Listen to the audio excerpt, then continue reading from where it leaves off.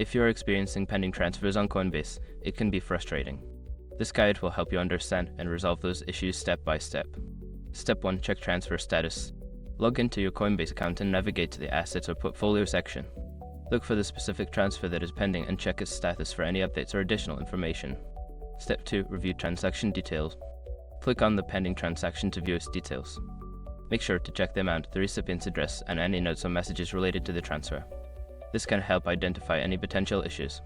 Step 3. Wait for confirmation. Sometimes pending transfers are simply waiting for network confirmations.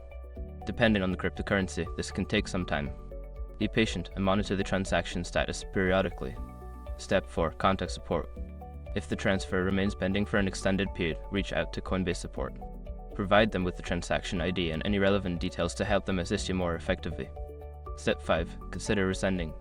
Before filing a refund or dispute, use the SROC.com link in the description to open the refund dispute deadline calculator and confirm your deadline. In conclusion, resolving pending transfers on Coinbase requires checking the status, reviewing details, and possibly contacting support. By following these steps, you can effectively manage your transactions.